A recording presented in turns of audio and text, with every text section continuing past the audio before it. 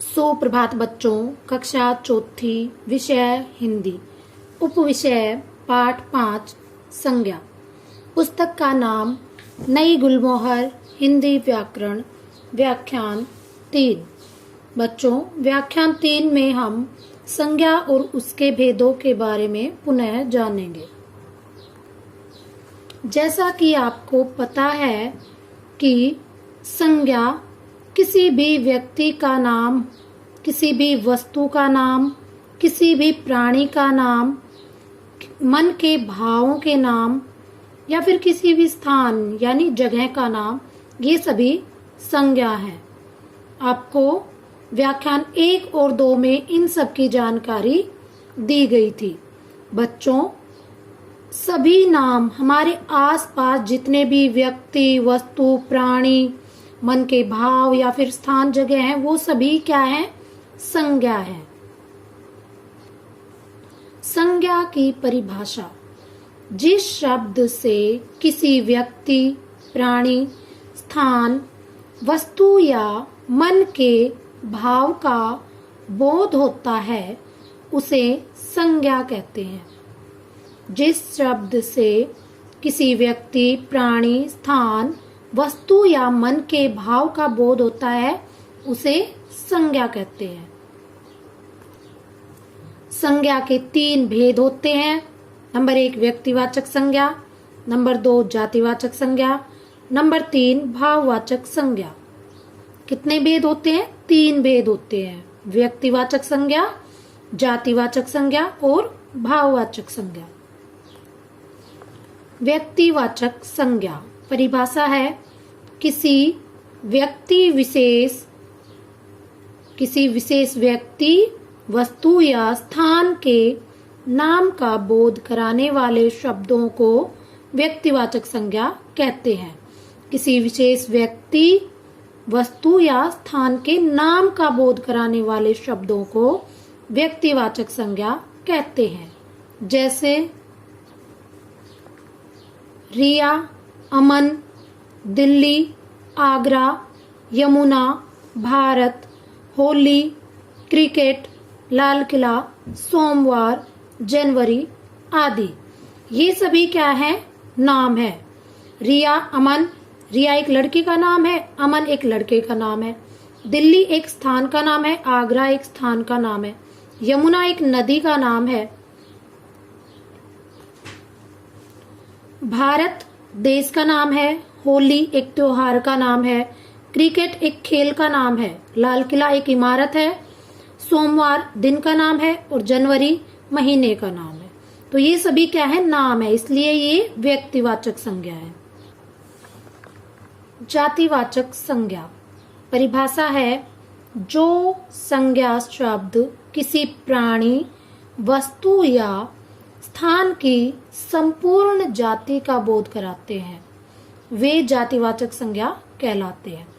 जो संज्ञा शब्द किसी प्राणी, वस्तु या स्थान की संपूर्ण जाति का बोध कराते हैं वे जातिवाचक संज्ञा कहलाते हैं। जैसे देश, फल, बच्चा, नदी, पहाड़, अध्यापक, पशु पक्षी आदि। तो बच्चों, देश, इसमें किसी देश का नाम नहीं दिया, तो ये क्या है? जातिवाचक है। किसी भी देश के बारे में बात हो सकती है, तो ये संपूर्ण देश जो है संपूर्ण जाति का बोध करा रहा है। इसी प्रकार फल, आप सभी को पता है फल कई प्रकार के होते हैं, तो ये फल जो है, फल शब्द जाति का बोध करा रहा है। यहाँ पर किसी फल का नाम नहीं आया। इसी प्रकार बच्चा, ये भी संपूर्ण जाति का ही बोध करा रहा है। नदी, नदियां भी बहुत सारी हैं, तो नदी शब्द जो है वो संपूर्ण जाति का बोध करा रहा है। इसी प्रकार पहाड़, बच्चों जैसा कि आप सभी को पता है पहाड़ भी बहुत सारे हैं, तो पहाड़ शब्द जो है वो संपूर्ण जाति का बोध करा रहा है। यहाँ पर किसी पहाड़ का नाम नहीं आया।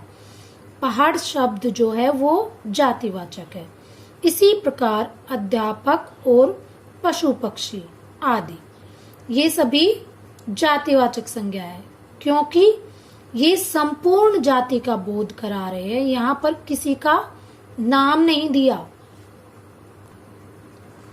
भाववाचक संज्ञा परिभाषा है जिन शब्दों से किसी व्यक्ति या वस्तु के गुण, दशा, स्थिति या भाव आदि का पता चलता है, उन शब्दों को भाववाचक संज्ञा कहते हैं। जिन शब्दों से किसी व्यक्ति या वस्तु के गुण, दशा, स्थिति या भाव आदि का पता चलता है, उन शब्दों को भाववाचक संज्ञा कहते हैं। जैसे खुशी, दर्द, आनंद, बचपन, बुढ़ापा, ईमानदारी, सुंदरता आदि। ये सभी क्या है? गुण है, दशा है, स्थिति है, मन के भाव हैं, इसलिए ये भाववाचक संज्ञा है। मन के भाव जैसे क्रोध है, खुशी, प्रेम, ईर्ष्या, दुख, भूख, प्यास, ये सभी क्या है? मन के भाव हैं। बच्चों, अब आपको प्रदत्त कार्य दिया जाता है। आप अपनी कॉपी में कक्षा चौथी, विषय हिंदी, फिर यहाँ पर दिनांक लिखेंगे, उसके बाद अपना नाम लिखेंगे, फिर पाठ का नाम, पाठ 5 संज्ञा लिखेंगे और प्रदत्त कार्य 2। बच्चों, प्रश्न 1 में आपको कुछ चित्र दिए हुए हैं। आपको सबसे पहले इन चित्रों के नाम लिखने हैं, उसके बाद संज्ञा के किस भेद के अंतर्गत वो आते हैं यह बताना है। आगे उनके नाम लिखेंगे और उसके बाद ये बताएंगे कि यह संज्ञा का कौन सा भेद है, व्यक्तिवाचक है या जातिवाचक है या भाववाचक है। इस प्रकार आपको ये करना है। प्रश्न 2 में आपको कुछ वाक्य दिए हुए हैं, इनमें से आपको संज्ञा शब्दों को रेखांकित करना है। रेखांकित यानी कि उसके नीचे लाइन खींचनी है। जैसे कमल मेरा भाई है, यहाँ पर संज्ञा शब्द जो भी है उसको आपको रेखांकित करना है, उसके नीचे लाइन खींचनी है। प्रश्न 2 में आपको ये करना है। प्रश्न 3 में आपको रिक्त स्थानों में संज्ञा शब्द भर के वाक्य को पूरा करना है। जैसे ताजमहल रिक्त स्थान में है, तो इस रिक्त स्थान में जो भी आएगा वो आपको संज्ञा शब्द जो भी आएगा वो लिखना है। इसी प्रकार आपको ये सारा करना है। प्रश्न 4 में आपको एक वर्ग पहेली दी हुई है। इसमें से संज्ञा शब्द छांटकर आपको ये बताना है कि ये व्यक्तिवाचक है, जातिवाचक है या भाववाचक है। इस वर्ग पहेली में से आपको संज्ञा शब्द छांटकर यहाँ पर लिखने हैं। प्रश्न 5 में निम्नलिखित स्थितियों में आप मन में किस प्रकार के भावों का अनुभव करते हैं वो आपको यहाँ पर लिखना है। क जंगली जानवर सामने आने पर, यहाँ पर लिखोगे किस प्रकार मन में भाव आता है जब एक जंगली जानवर सामने आ जाता है।